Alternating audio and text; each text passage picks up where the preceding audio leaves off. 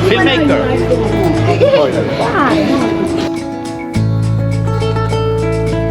पहिल्यांदा आपण डॉक्टर बाबासाहेब आंबेडकर उद्यानाला जाणार आहोत. त्याच्यानंतर चतुश्रुंगी मंदिर, त्याच्यानंतर सोमेश्वरवाडीचं ग्रामीण जीवन पाहणार आहोत. त्यानंतर बालेवाडी स्टेडियम आणि शेवटी सायन्स पार्क.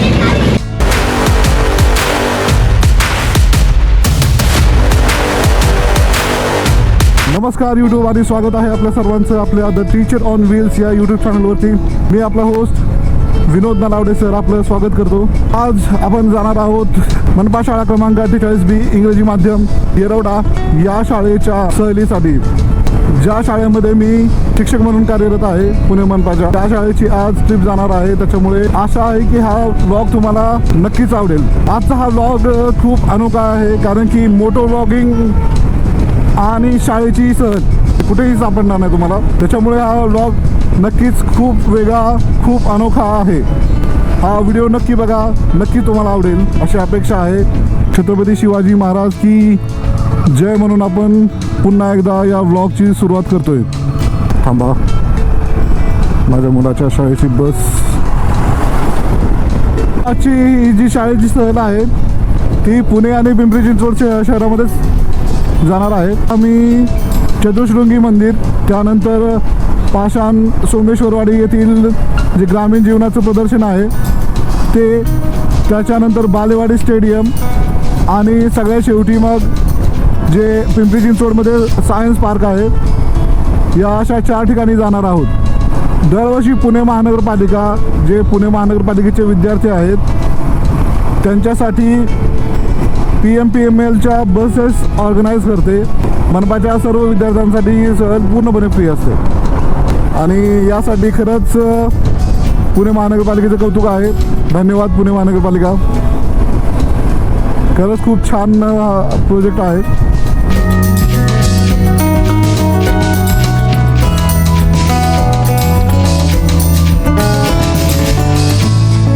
छत्रपती शिवाजी महाराज की, छत्रपती संभाजी महाराज की.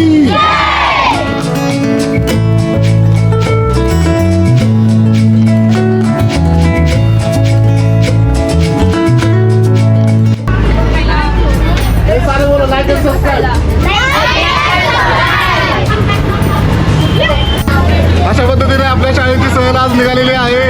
पहिल्यांदा आपण डॉक्टर बाबासाहेब आंबेडकर उद्यानाला जाणार आहोत. त्याच्यानंतर चतुश्रुंगी मंदिर, त्याच्यानंतर सोमेश्वरवाडीचं ग्रामीण जीवन पाहणार आहोत. त्यानंतर बालेवाडी स्टेडियम आणि शेवटी सायन्स पार्क. चला भेटूयात मग डॉक्टर बाबासाहेब आंबेडकर उद्यानामध्ये.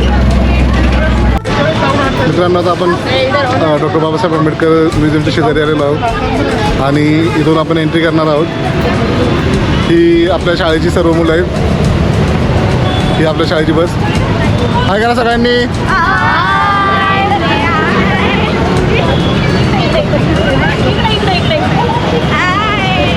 संग्रहालयाच्या बाहेरील परिसर अतिशय निसर्गरम्य आहे. दिनांक 14 फेब्रुवारी 1990 रोजी सिम्बायोसिस विद्यापीठाने डॉक्टर बाबासाहेब आंबेडकर संग्रहालय आणि स्मारक याची स्थापना पुण्यातील सेनापती बापट रोडवर केलेली आहे. एका रांगेत आणि अतिशय शिस्तबद्ध पद्धतीने शाळेचे सर्व विद्यार्थी संग्रहालयाच्या आत आल्यानंतर येथील प्रशासनाने डॉक्टर बाबासाहेब आंबेडकर तसेच संग्रहालयाच्या बाबतीत माहिती देणारा माहितीपट दाखवला. राज्यघटना लिहिताना बाबासाहेबांनी वापरलेल्या विशिष्ट खुर्च्या याच आहेत. तसेच हा समोर दिसणारा बाबासाहेबांचा राज्यघटना लिहित असतानाच्या अवस्थेतील पुतळा आहे. त्याला पाहून बाबासाहेबांना प्रत्यक्ष राज्यघटना लिहित असताना पाहिल्यासारखेच वाटत होते. त्यामुळे बाबासाहेबांना वंदन करण्याचा मोह आवरलाच नाही. ज्या खुर्चीत बसून बाबासाहेबांनी राज्यघटनेची प्रत डॉक्टर राजेंद्र प्रसादांना सुपूर्द केली ती खुर्ची सुद्धा आता आपण समोर पाहू शकता. बाबासाहेबांच्या किचनमध्ये वापरात आलेली भांडी आणि इतर वस्तूंचे चांगल्या प्रकारे जतन करण्यासाठी आधुनिक यंत्रणेचा वापर केला जातो. ज्या वस्तू खूप जुन्या आहेत त्यावर वातावरणाचा कुठलाही परिणाम होऊन त्या खराब होऊ नये याची पुरेपूर काळजी घेण्यात येत असल्याचे सिम्बायोसिस सोसायटीकडून सांगण्यात आले. त्यावरील धूळ आदींची वेळोवेळी स्वच्छता करण्यात येते असेही येथील व्यवस्थापनाने सांगितले. संग्रहालयातील वस्तू या बाबासाहेबांच्या जन्मापासून ते त्यांच्या महापरिनिर्वाणापर्यंतच्या कालक्रमानुसार लावलेल्या आहेत. या संग्रहालयात बाबासाहेबांच्या जन्मापासून ते महानिर्वाणापर्यंतची तसेच त्यांच्या आयुष्यातील अनेक महत्त्वाच्या घटनांची दुर्मिळ छायाचित्र पाहून ते ज्या तत्वांसाठी जगले त्याचा समर्पक परिचय आपल्याला होतो. एका निमुळत्या मार्गाने छायाचित्रांचा संग्रह पाहत पाहत आपण संग्रहालयाची सफर करण्यास सुरुवात करतो. एक एक छायाचित्र हे बाबासाहेबांच्या व्यक्तिमत्वाचा, त्यांच्या बुद्धिमत्तेचा आणि संघर्षाचा परिचय करून देणारे आहे. हे संग्रहालय पाहिल्यानंतर royal living and highly intelligent thinking काय असते हे नक्कीच आपल्याला समजते. तसेच बाबासाहेबांनी life should be great rather than long असे का सांगितले असेल याचाही प्रत्यय येतो. बाबासाहेबांचे वडील सुभेदार रामजी संकपाळ यांनी बाबासाहेबांना एक शिकवण दिली होती, ती म्हणजे बळी हा नेहमी बकरीचा दिला जातो, वाघाचा नाही. त्यामुळे बाबासाहेब त्यांच्या संपूर्ण आयुष्यभर एक तत्व त्यांनी पाळलं, म्हणजे 100 वर्ष शेळी होऊन जगण्यापेक्षा 1 वर्ष वाघ म्हणून जगायचं. बाबासाहेबांचे महापरिनिर्वाण ज्या पलंगावर झाले तो पलंग, त्यावर लावलेले घड्याळ त्यांच्या निधनाची वेळ दाखवत आजही येथे पाहायला मिळते. बाबासाहेबांच्या रोजच्या वापरातील भांडी, कपडे असा मोठा ऐवज येथे संग्रहित आहे. एका डायनिंग टेबलवर ते व्यवस्थित मांडून ठेवण्यात आलेले आहे. एक एक वस्तू म्हणजे बाबासाहेबांची आठवण आहे, त्यांच्या टापटिपीची जाणीव करणारी आहे. येथील खरे आकर्षण म्हणजे ते बाबासाहेबांना मिळालेले भारतरत्न हे पदक. हे पदक डिजिटल स्वरूपात पाहायला मिळते. आपणा सर्वांस हे नक्कीच माहीत असेल की बाबासाहेब हे पुस्तकप्रेमी होते. माणसे स्वतःसाठी घर बांधतात, पण पुस्तकांसाठी घर बांधणारे डॉक्टर बाबासाहेब हे एकमेव होते. दिग्विजयी नेते, विश्वरत्न, भारतरत्न, बोधिसत्व, परमपूज्य डॉक्टर बाबासाहेब आंबेडकर यांना कोटी कोटी प्रणाम. अथांग सागर एकत्र करूनी शाही बनवली जरी, मेरू हिमालय करून लेखनी खुशाल धोरिया करी, कोटी विभूती कालिदास हे लिहिण्या बसले जरी, कवी रमेशा पूर्ण भीमायन कधी न होईल तरी. धन्यवाद मित्रांनो. जय भीम, जय शिवराय. खरंच खूप छान अनुभव होता आमचा. डॉक्टर बाबासाहेबांचं जे आयुष्य आहे ते स्वतःच एक संघर्ष होता आणि विद्यार्थ्यांना तर हा संघर्ष नक्कीच पाहायला पाहिजे आणि तो त्याचा आचरण जर त्यांनी त्यांच्या आयुष्यामध्ये केलं तर नक्कीच त्यांचा उद्देश होईल, त्यात काही तीव्र मात्र शंका नाही. खूप छान आहे. आपण सर्वांनी नक्कीच विजिट करा, आपल्याला नक्कीच आवडेल. जर तुम्हाला तुमच्या मुलांना काही प्रेरणा द्यायची असेल तर हे नक्कीच उपयोगाचं ठरेल. मित्रांनो, आता आपण सेकंड प्लेसला चाललेलो आहे, चतुश्रृंगी मंदिर, जे SB रोडलाच आहे. सेनापती बापट रोड लगतच असणाऱ्या मंदिराच्या कमानीतून आत आलेले विद्यार्थी तसेच शिक्षक बाबासाहेबांचे स्मारक पाहून खूप खूप पॉझिटिव्हली प्रेरित होऊन भारावलेले होते. त्यामुळे सर्वच विद्यार्थी अतिशय स्फूर्तीने आणि जोशमध्ये तुरतुर चालत होते. आतमधली मुख्य कमान अतिशय देखणी आहे. त्याजवळ आल्यानंतरची मुलांची धमाल पहा. Hi guys. Hi guys. Hi guys. Hi guys. Hi guys. Hi guys. Hi guys.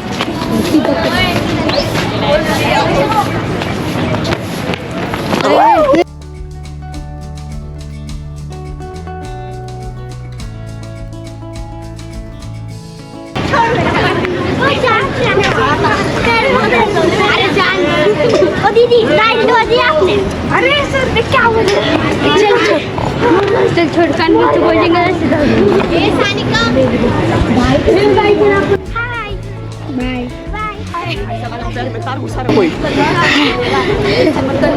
Bye bye tata see you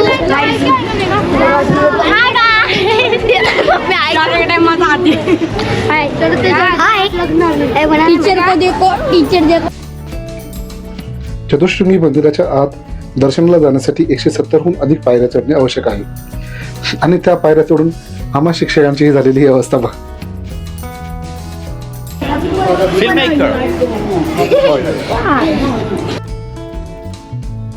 मित्रांनो, चतुश्रृंगी माता मंदिर हे 90 फूट उंच आणि 125 फूट रुंद आहे. हे मंदिर सामर्थ्य आणि श्रद्धा यांचे प्रतीक आहे. मंदिराची प्रमुख देवता चतुश्रृंगी देवी आहे, जिला देवी अंबरेश्वरी असेही म्हणतात. चतुश्रृंगी मातेला पुणे शहराची प्रमुख देवता देखील मानले जाते.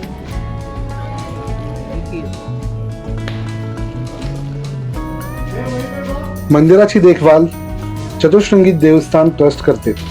दरवर्षी नवरात्रीच्या पूर्वसंध्येला या डोंगराच्या पायथ्याशी जत्रा भरते. लाखो लोक चतुश्रृंगी देवीच्या पूजेसाठी जमतात. मंदिराच्या आवारात दुर्गा देवी आणि गणपतीची देखील मंदिरे आहेत. यामध्ये अष्टविनायकाच्या 8 लघुमूर्तींचा समावेश आहे. ही लहान मंदिरे 4 वेगवेगळ्या टेकड्यांवर आहेत.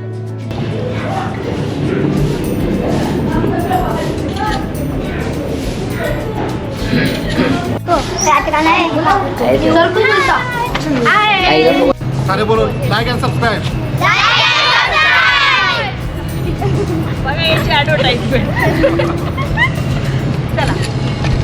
मित्रांनो, या चतुर्शृंगी मंदिराबद्दल एक आख्यायिका खूप प्रसिद्ध आहे.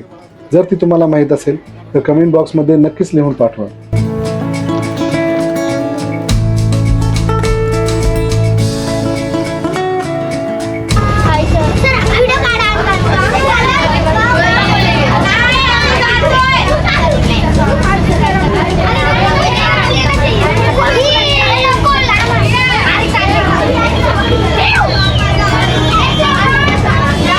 मित्रांनो, अशा पद्धतीने खूप धमाल चालू आहे.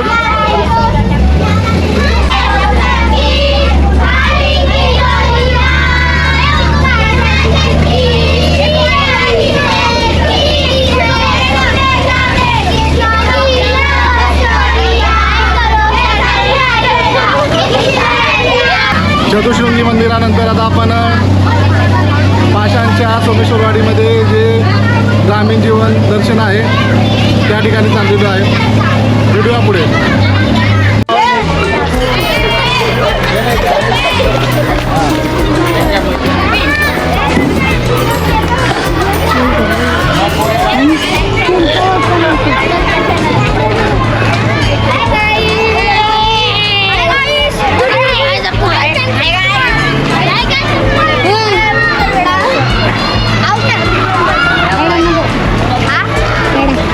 मित्रांनो, आपण पाषाणच्या ग्रामसंस्कृती उद्यानामध्ये आलेलो आहे, जी सोमेश्वरवाडी जिजापूर पाषाण येथे आहे. मनपाची आहे. त्याच्यामुळे आपल्याला प्लस पॉईंट आहे की आपल्या विद्यार्थ्यांना आणि शिक्षकांना इथे फ्री एंट्री आहे. वॉशरूम आहे वहाँ पे.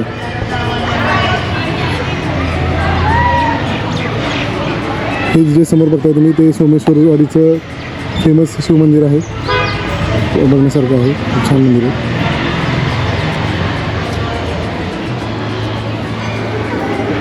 कमानावरती छत्रपती शिवरायांचा पुतळा आहे.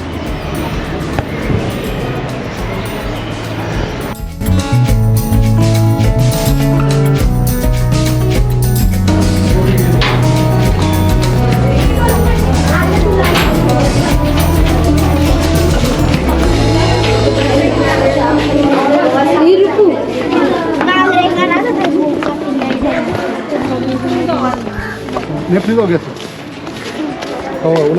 असं जाऊ चलो राइट से जाएंगे इधर से. हे काय जाण्यासाठी मित्रांनो, ग्राम संस्कृती उद्यान हे पाषाणमधल्या सोमेश्वरवाडीच्या शिवमंदिराच्या शेजारी आहे आणि हे पुण्यातील एक लपलेले आणि बऱ्याच लोकांना माहीत नसलेले रत्न आहे असे म्हणता येईल. उद्यानाच्या आत आल्यानंतर हे समजले की येथे अनेक घरे आहेत आणि प्रत्येक घर हे वेगवेगळ्या व्यवसायातील व्यक्तीचे आहेत. तुम्हाला इथे लोहार, न्हावी, शिंपी, सोनार, मिठाईवाला, वैद्य अथवा डॉक्टर आणि इतर अनेकांच्या शिल्पकृती पाहायला मिळतील. गावातल्या चावडी अथवा पारावरती बसलेली मंडळी, आषाढी कार्तिकी वारीसाठी पंढरपूरला निघालेले वारकरी, सूतकताई करून दोरखंड बनवणारे, बैलांना जुंपून लाकडी घाण्याने तेल काढणारे,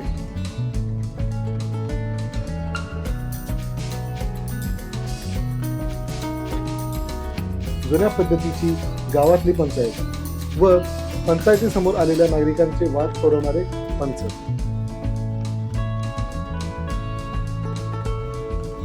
मैदान अथवा गायरानात हुंदडणारी स्वच्छंद खेळणारी मुलं,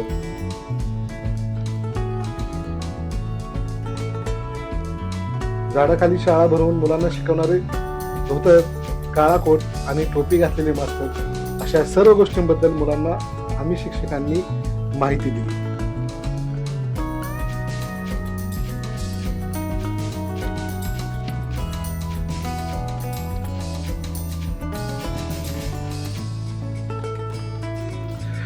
झाडाखालच्या शाळेपुढे आल्यानंतर आपल्याला मंदिरासमोरील दीपस्तंभ, मंदिर मंदिराशेजारी चालू असलेले कीर्तन दिसते.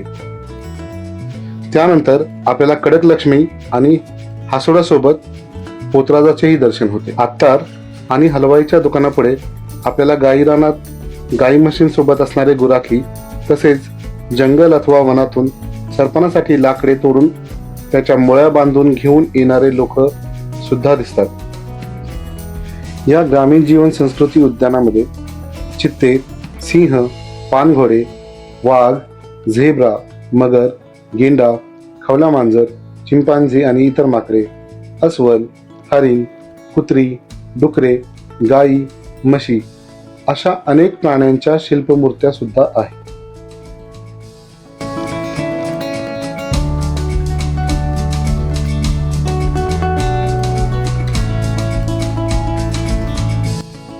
हे शिल्परूपी प्राणी पाहून झाले की समोर दिसतो तो गावच्या पाटलांचा वाडा. हा वाडा अतिशय प्रशस्त असून त्याच्या अतिशय सुंदर नक्षीकाम केलेल्या दरवाजातून आत आल्यानंतर आतमधल्या खोल्या आणि छोट्या आणि मोठ्या स्वरूपाचा गोठा आपल्याला दिसतो.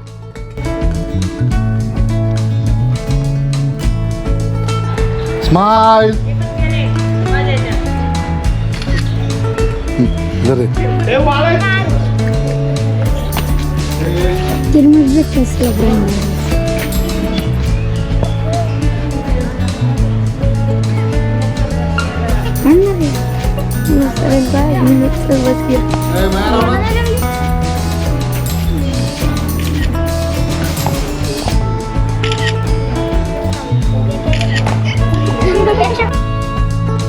पाटलाच्या वाड्यातून बाहेर आल्यानंतर आपल्याला दसरा आणि रावण दहनाचा देखावा पाहायला मिळतो. त्याच्याच विरुद्ध तालमीत चालू असणाऱ्या कुस्त्या पाहायला मिळतात. कुस्त्या पाहून पुढे आले की जुन्या पद्धतीच्या मनोरंजनाचे साधन असलेला तमाशाचा देखावा आपले स्वागत करतो. तमाशाचा जास्त आस्वाद न घेता आपण पुढे येतो ते आठवडी बाजारामध्ये. कारण तमाशा कोणाचाही असला अथवा कितीही चांगला असला तरी त्याने पोट भरत नाही. पोट भरण्यासाठी भाज्या, धान्य, फळे, कपडे इत्यादी या साऱ्या गोष्टी याआधी आठवडी बाजारातूनच विकत घ्याव्या लागायच्या.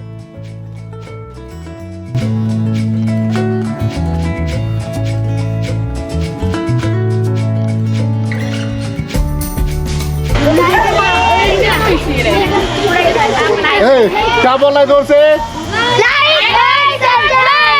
Like and subscribe to The Teacher on Wheels.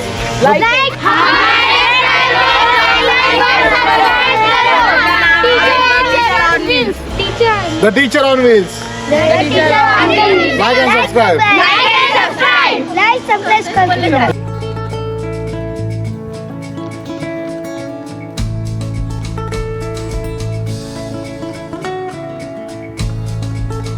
आठवडी बाजार घेऊन आपण या ग्रामीण संस्कृती गार्डन मधून बाहेर पडून थेट जातो ते येथील 12 ज्योतिर्लिंगाच्या प्रतिकृती पाहण्यासाठी. येथील सर्वच प्रतिकृती अतिशय सुंदर आणि हुबेहूब साकारलेल्या आहेत. जर आपण इथे कधी आलात तर या 12 ज्योतिर्लिंग प्रतिकृती नक्कीच पहा.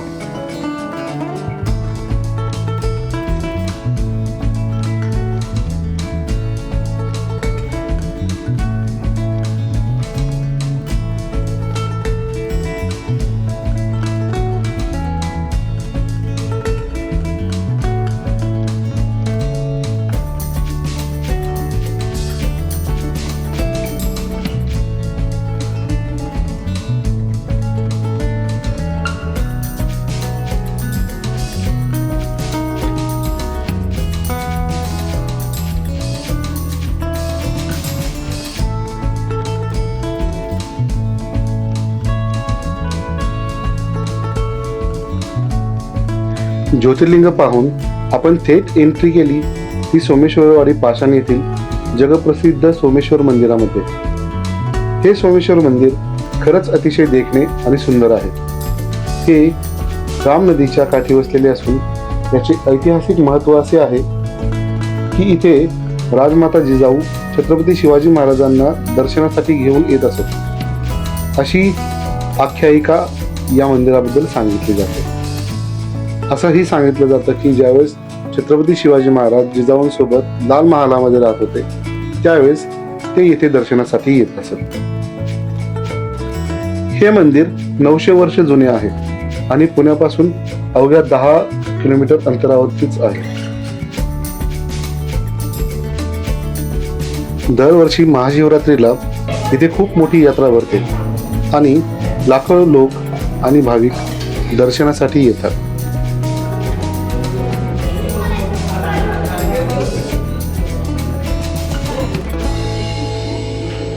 या मंदिराच्या आवारात आपल्याला काळभैरवनाथाचेही मंदिर पाहायला मिळते.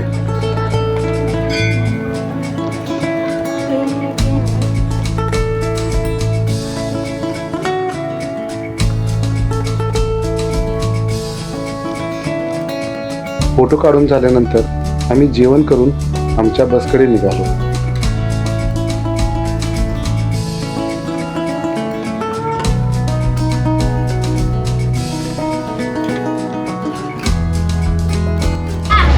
मित्रांनो, आता जेवण झालेलं आहे. सोमेश्वरवाडीच्या मंदिरामध्ये जेवण केलेलं आहे.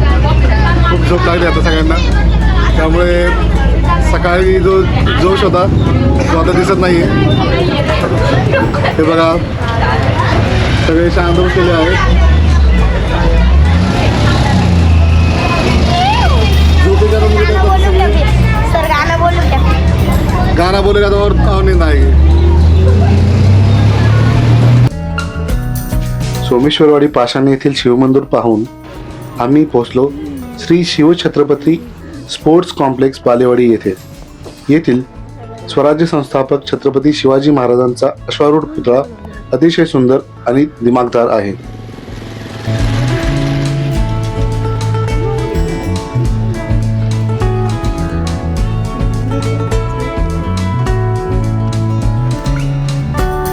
नियोजनाचा अभाव असलेल्या या ठिकाणी विद्यार्थ्यांना मार्गदर्शन अथवा हे स्पोर्ट्स कॉम्प्लेक्स फिरवून दाखवण्यासाठी तसेच याबद्दल माहिती देण्यासाठी कोणीही व्यक्ती अथवा कर्मचारी उपलब्ध नसल्याने भर उन्हामध्ये फिरत असताना आम्ही बिनबुलाए मेहमान पोहोचलो ते महाराष्ट्र शासनाने भरवलेल्या महा ओपन नावाच्या आंतरराष्ट्रीय लॉन टेनिस स्पर्धा सुरू असलेल्या ठिकाणी.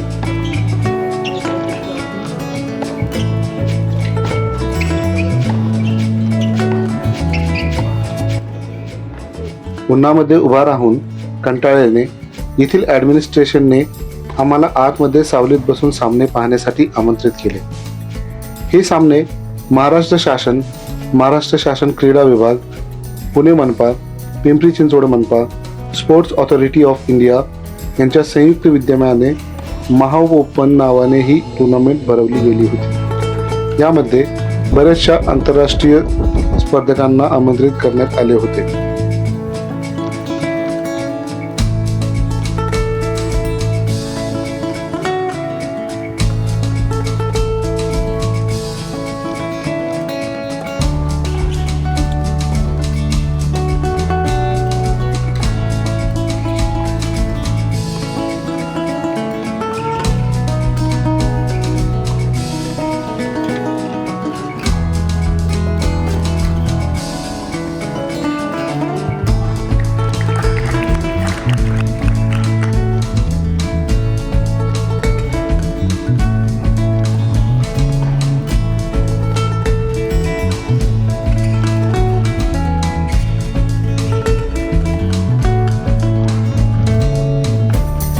या स्पर्धा पाहून झाल्यानंतर आम्ही बालेवाडी स्टेडियममध्ये बरेच फिरलो, पण शक्यतो सर्वच ठिकाणे बंद होती. त्यामुळे हिरमुसून आम्ही आमच्या बसच्या दिशेने माघारी निघालो. अशा पद्धतीनं पूर्ण दिवसभर थकून दमून आपण आता बालेवाडी स्टेडियममधून चाललेलो आहोत आता सायन्स पार्कला. पिंपरी चिंचवड सायन्स पार्क हे पिंपरी चिंचवड पुणे येथील एक सुप्रसिद्ध विज्ञान केंद्र आहे. हे सुमारे 7 एकरांवर निर्माण केले गेलेले आहे. सर्व विज्ञानप्रेमी तसेच विद्यार्थ्यांसाठी हे एक आदर्श ठिकाण आहे. हे सायन्स पार्क 11 विविध केंद्र विभागात विभागले गेलेले आहे.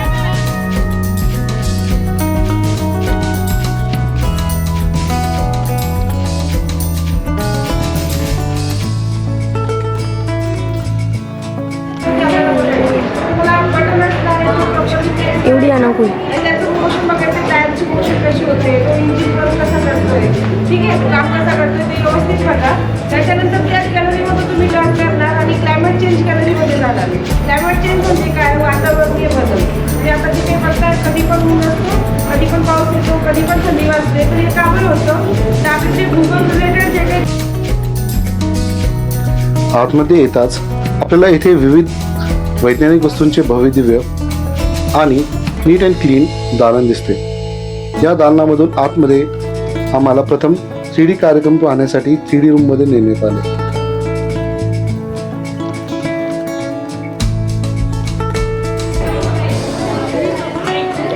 थ्री रूममधून बाहेर येताच आपल्याला दिसते ती टाटाची नॅनो. तुम्हाला मराठी आणि इंग्लिशमध्ये माहिती आहे ती पहिल्यांदा वाचा.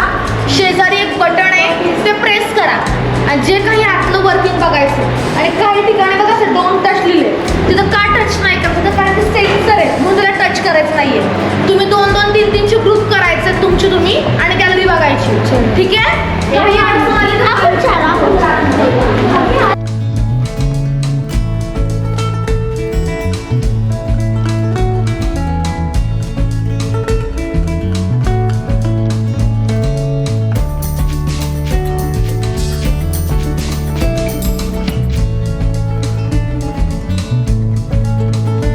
ऑटोमोबाईल क्षेत्राच्या दालनात आल्यानंतर तुम्ही क्लच, ब्रेक, गिअर यासह इतर भागांची यंत्रणा आणि कार्यपद्धती पाहू शकता, ज्याचे कार्य शिकण्यासाठी तुम्ही हाताने ऑपरेट करू शकता.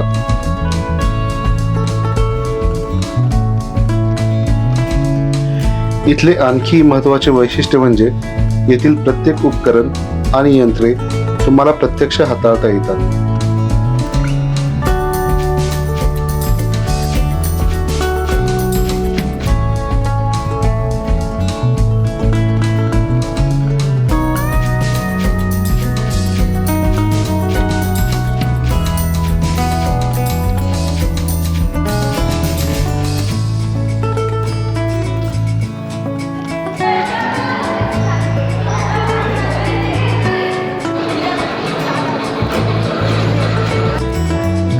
उपकरणांच्या दालनामधून आपण आता आलोय ते तारांगणाच्या बाहेर.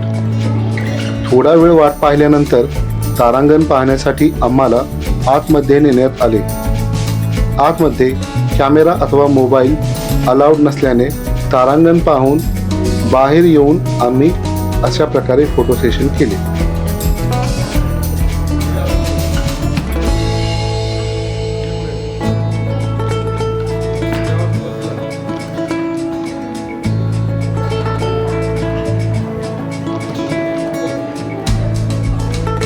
हा शेवटचा टप्पा आहे. गार्डनमध्ये खेळणं, बसमध्ये बसायचं आणि बसून घरी जायचं असा विचार आहे. हे बघा आमच्या शाळेतले शिक्षक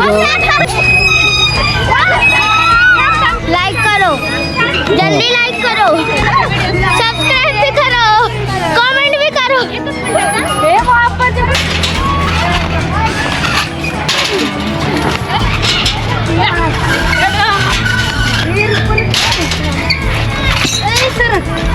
अरे सर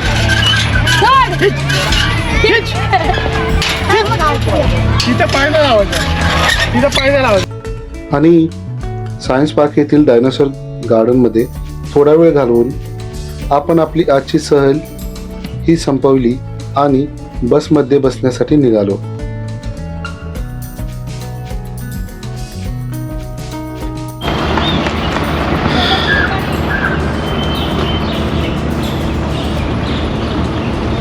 अशा पद्धतीने आपला आजचा हा प्रवास संपलेला आहे. आता भेटू गाडीवरती.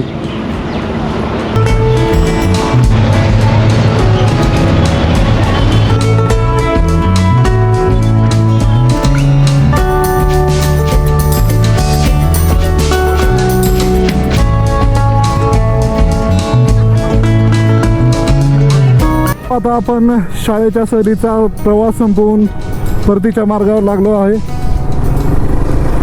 मुलं खूप थकली होती, त्याच्यामुळे त्यांच्या तोंडाकडे बघून त्यांना विचारण्याची किंवा त्यांचा फीडबॅक घेण्याची इच्छा किंवा हिंमत झाली नाही.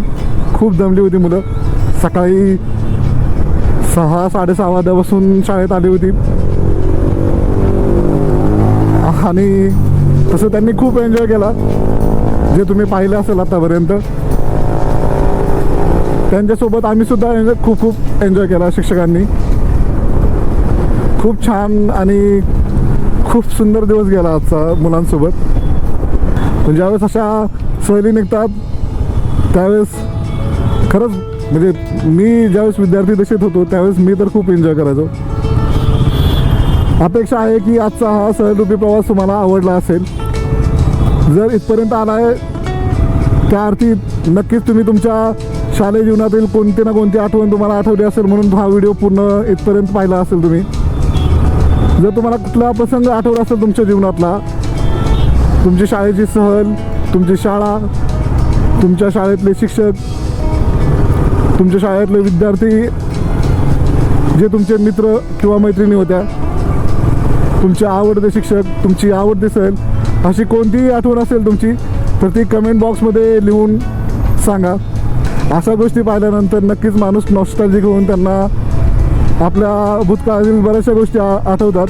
तुम्हाला नक्की कोणती गोष्ट आठवते, कोणती आठवण तुम्हाला जागी झाली हे पण कमेंट बॉक्समध्ये जर सांगितलं तर खूप बरं होईल.